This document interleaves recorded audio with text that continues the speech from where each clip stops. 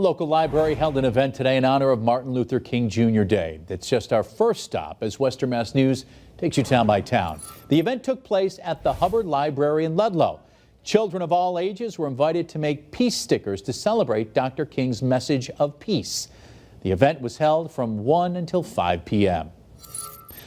Look at all those chickens. The Northeastern Poultry Congress show kicked off today in West Springfield. The event is being held at the Big E Fairgrounds. During the show, various breeds of poultry are exhibited and judged for ribbons and prizes. The event also has informative seminars on different poultry topics.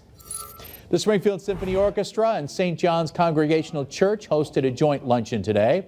It began at noon at St. John's Cobb Center on Hancock Street in Springfield. Guest conductor for the upcoming SSO concert, Damian Sneed, guest performers and representatives of the orchestra were all in attendance.